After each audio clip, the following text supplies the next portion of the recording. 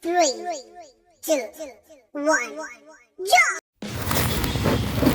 Hello guys, nandito pala kami ngayon sa school ng high school kasi kami ang nag-ayos ng kami ang nag-ayos ng mga garden nila dito sa school kasi nga may contest guys.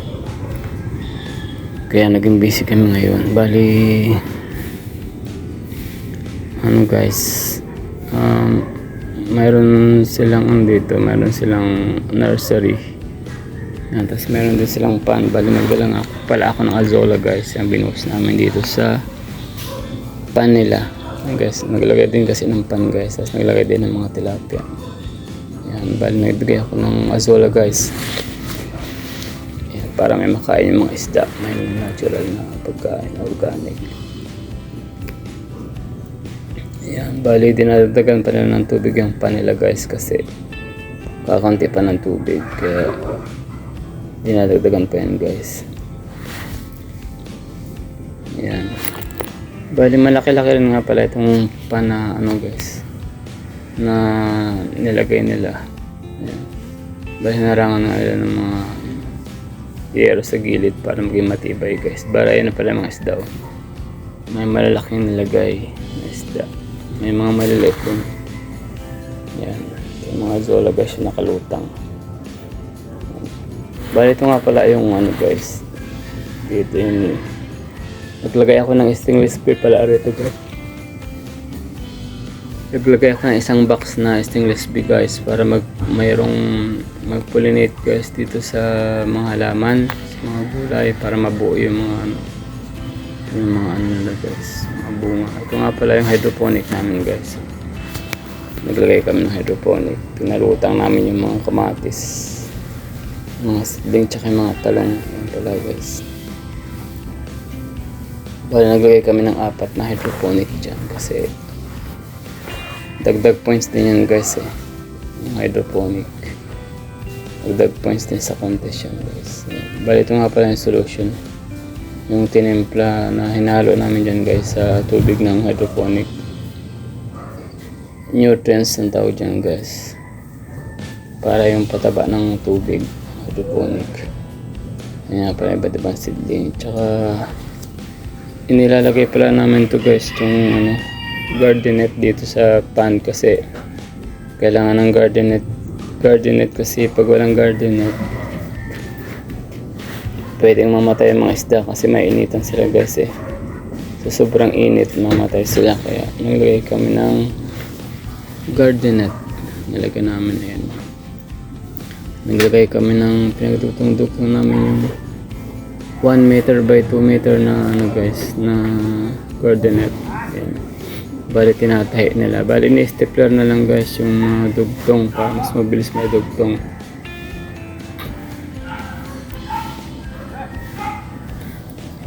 Para maikabit agad namin guys kasi medyo na din medyo mainit na rin. Bali ito yung una nga palang ginawa guys. Hindi pa pala na-stapler yan ng una. Yung ginawa namin una. Tinalian lang namin. May mga nakabuka pa guys sa mga iba, mga gitna Kaya pinabalik ng teachers guys na talian daw yung mga pagitan kasi nga bumubukas siya. Baka makalusot din yung init. Mainitan din yung mga tilapia. Kaya ang ginawa guys is nagpakuha kami ng stapler. Bala yun guys yung stapler namin kasi mas madaling gamitin ng stapler kaysa yung tali. Ayan, yung stapler lang namin ganyan tapos okay na yan. Yan, saglit lang yan guys pag stapler kasi nga pindot ka lang ng pindot dyan na siya agad, nadidikit na siya agad. Magaganda ng guys ng stapler ang ginagamit. Yan, ginamit namin stapler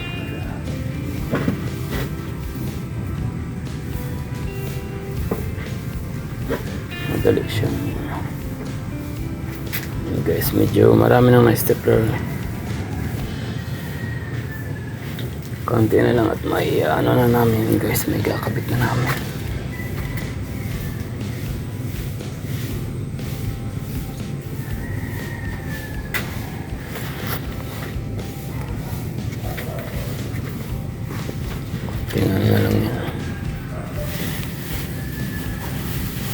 naman pala guys. Bali na ikabit na nga pala namin yung ano, eksakto guys. Ay kabit na namin yung garden net. Bali na nabanat na namin, no? Nila namin guys para unat na unat siya. Ayan. Bali safety na ngayon yung ano natin guys, yung mga tilapia, kasi nga nalagyan na natin siya ng garden net. Tapos medyo nalagyan na rin ng ano guys, tubig na dagdagan na rin. Pero ito nga pala yung garden nila guys. Malawak kasi itong taniman nila dito guys. Ayan. Lawak.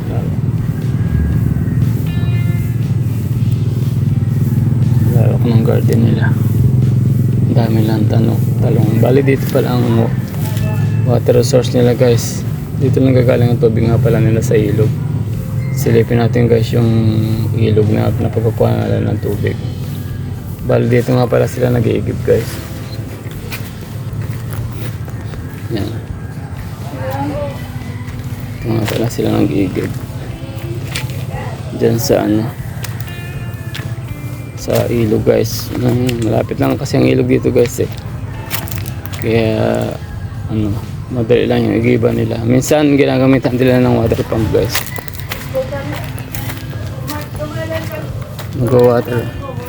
Nag-water pump sila.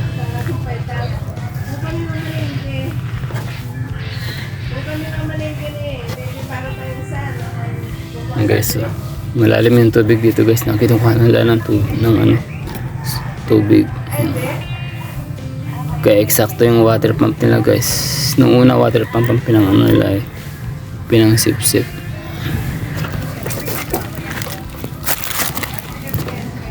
Bale nagre-reflap na rin kasi dito guys eh.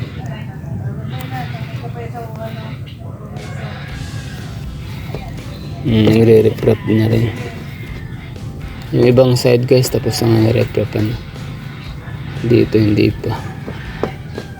I-start pa lang nila, pinaprepare pa lang dito. Yun na.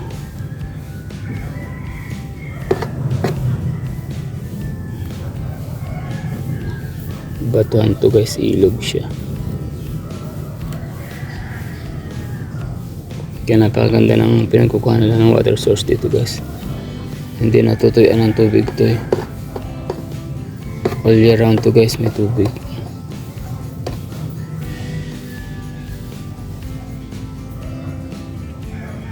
Kaya wala silang problema dito guys sa tubig sa ano, sa panahon ng summer.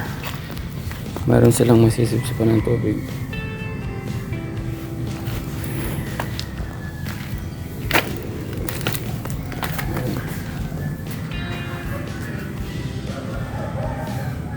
Malapit lang sa garden nila guys.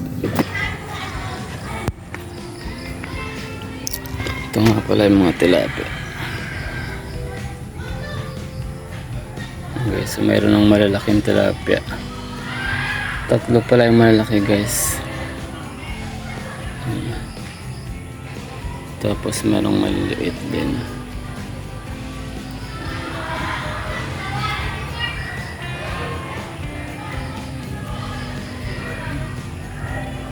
Siguro naman maliliit guys. Meron sila.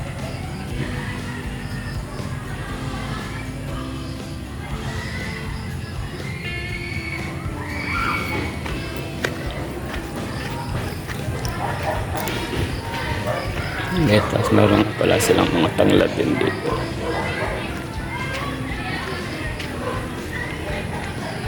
Nandun sila ng tanglad. Naglipat sila dito guys sa mga gulong.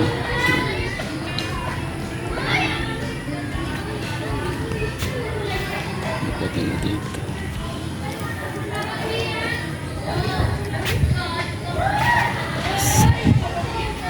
Pinturahan din lang mga gulong. Kasi mga vegetation guys.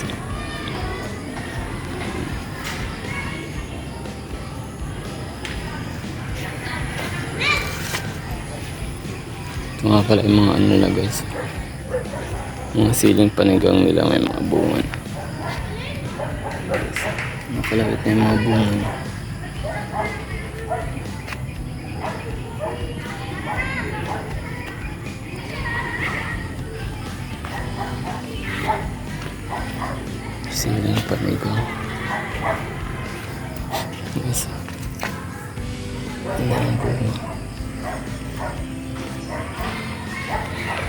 Puro may mga bunga guys.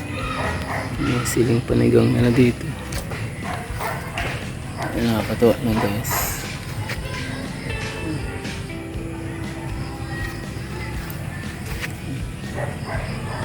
Mga bunga na mga nakalawit na guys.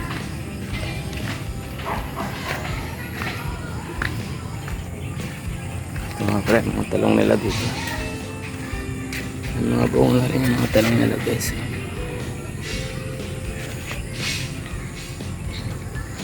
Nakakatuwa na guys. Ang bulaklak. Guys, mga talong.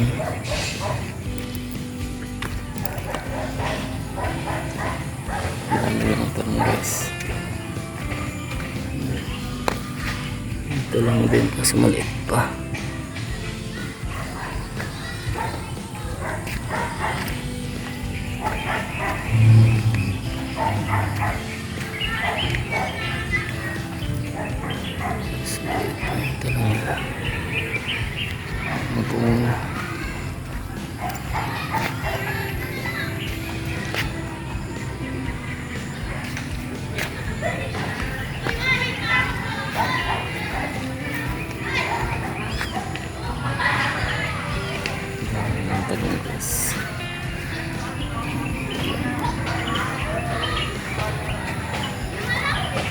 Pero may mga bunga na guys eh. Mga talong nila. Ito na yung medyo malalaki na guys yung talong. May mga bunga. Mga bunga na rin maliliit.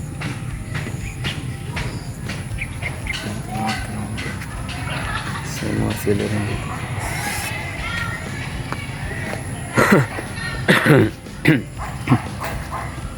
Ito nga pala yung mga tanim nilang